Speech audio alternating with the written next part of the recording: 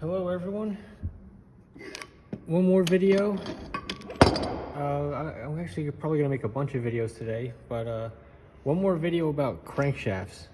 Again, this is Ryan of RDM, and the website is rdmanu.com. And today we're gonna go over the crankshafts one more time. See the other crankshaft video if you want like a general explanation, but today's all about availability and how I think we're going to sell them in the future. So right now we're here at this star, and next month, June, early next month, we're going to have everything in stock, and we're going to ship everything out right around then too, and probably before everything will sell out. And I'm calling those the generation 1 of the cranks with the bolt-on weights. What I mean is these things. This is the first generation that we're introducing these guys.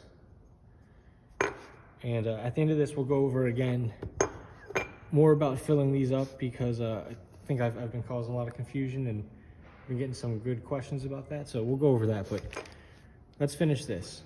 Go over what this paper's all about. So basically I want to have pre-sales that are variable based on the sales, and I want to be real transparent with what I'm thinking and the reasoning. So basically everything's been so dynamic with from the COVID checks to who knows what's going on with the economy. I need a little bit more of a variable pre-sale to accommodate the current time. So here's what I came up with. I'm thinking immediately right around here, start the next pre-sale. And here's the conditions I'm thinking. We're gonna have the pre-sale price, and basically I'm gonna check in on August 31st, and if 50 or more crankshafts have sold under pre-sale, I will begin production. And I suppose if, I'd like to actually, no, I'm gonna keep it on August 31st, because ideally I would get many more than 50, maybe even 100, and I'd make probably 3 times as many pre-sales as how much the total production will be. And the more that pre-sell, the more will be in stock, and the longer they'll be in stock. So yeah, August 31st, we're going to check in on the pre-sale, and that's if 50 plus. Now if we don't reach 50, if maybe we're at like 35, 40, we'll just continue on until we hit that 50. And I'll be real transparent, and I'll be real eager to start production too. So, we'll have to be doing whatever we can to get to that 50. And I suppose if we reach 100 in July, yeah, I'm going to start production immediately. So that's one way we can get actually cranks in stock sooner, because it looks like we're starting the middle of next month. We're going to be out of crankshafts. There might be a few available, but they're in strokes that people don't want. I'm sure I'll probably have a 46 stroke left, because I have them now. Anyways, then you see the second little bubble here. If the production begins, this window here is when you'd expect delivery. Now, I want to show you down here why it's a window. So this is in weeks, and week 1, I'll be having the material ordered, and it takes about a week, 2 weeks to come in. Then it takes me about 3 to 4 weeks to have the completed lathe blanks. It's actually 2 lathe operations, and I had to saw the bar up as well. And then from there, it goes to milling. Now, once I get the lathe blank stabilized, I can almost start milling exactly when the lathe blanks are available. I can set it up during these weeks that the lathes are running. And then once I get the milling stabilized, and that takes a little while to stabilize, especially if I'm switching from a bunch of different strokes all the time, then I can start assembly. And then once assembly is, pretty stabilized, and assembly includes straightening, I can immediately start packing them. And packaged goods can then begin to be shipped. And of course, once all the steps are all done together, it becomes much easier to ship, because this is just heavy duty work. So there you see, it's as soon as maybe about 8 weeks. And if material comes in a few days, then this whole can get shrunk down a whole week. But that's how we got to that window there.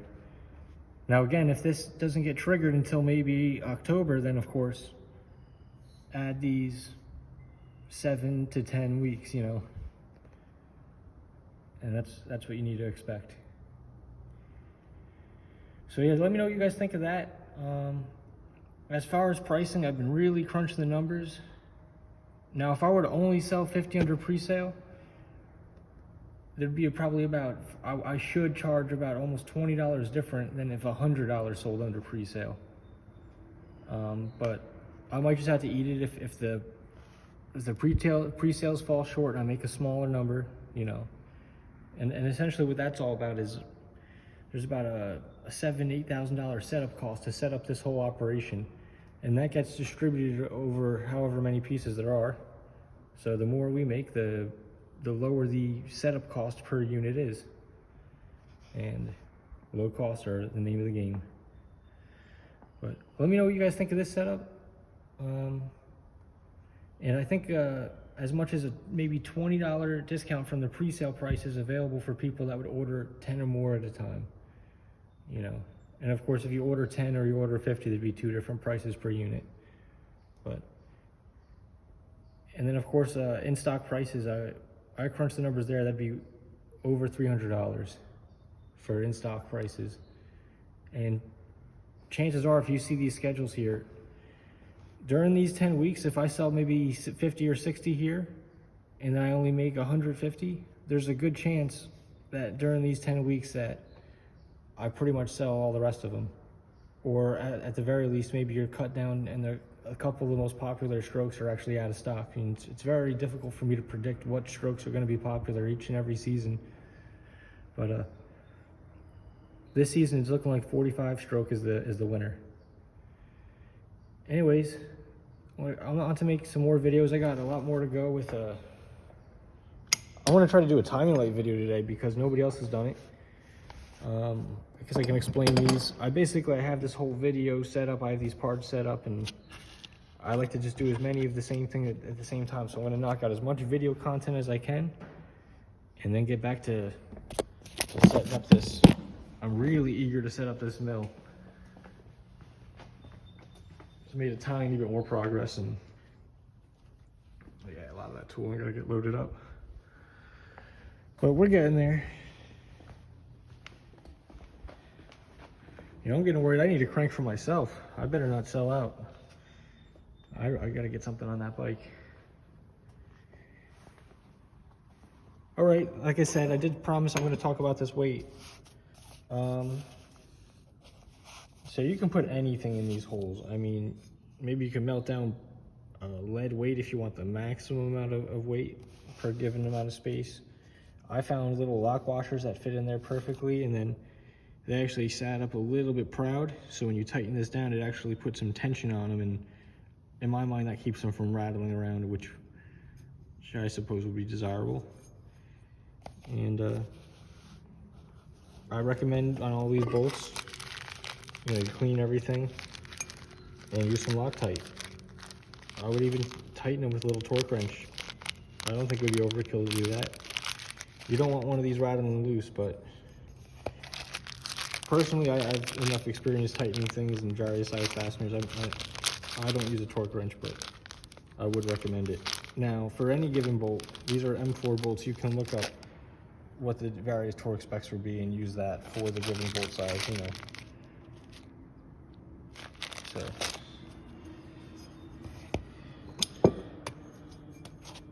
And also, I mentioned that perhaps if you see this keyway on the ignition, it's a long keyway. I think in the future I'm going to make them shorter, but if you make the keyway the very, very full length, and you really make it as long as possible, it actually, on certain magnets, if you put it on, let's see if I can show you this guy.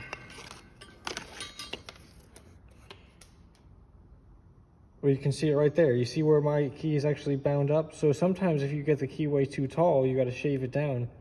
You don't want it digging into the keyway right there, because what it can do is have it so you're only having the shaft sit on that side of the shaft and have a gap up here. And if that does happen, that'll increase the engine's vibration. So I should have probably gone a little deeper with this keyway, but if I did, it would actually start getting so close to these threads, it would compromise the integrity of this stub here.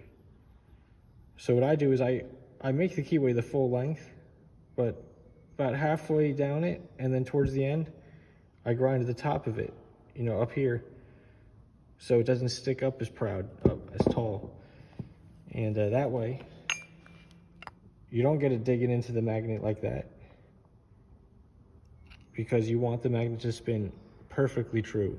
At 16,000 RPM, if that is sitting up there on the magnet and it is in fact actually wobbling a little bit, you will feel that. Absolutely will. So, I mean, and as far as what the balance factor should be, what you should put it in, treat the ignition the same way as this. Go ahead and try it with nothing in there. Don't be afraid to pull this motor apart all the time. I mean, it's a lot of work, but you're tuning a motor. Or just fill in like 3 of them with some weight, you know, or 1 of them.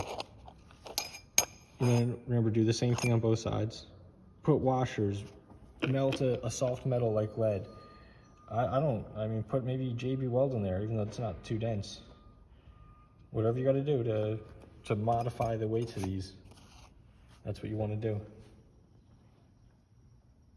So that's that. Also, I'm going to make a time and light video, because with the ignition, just like the balance factor, nobody's going to give you a definite right answer and being like, oh, 15 degrees, that before top dead center, that's the number right there for all builds. It's not really the case, because if you start messing with base gaskets, which I do recommend you do, you know, these gaskets here that you put under here, if you start messing with those and shimming that up and raising and lowering the cylinder, it's going to adjust this squish gap.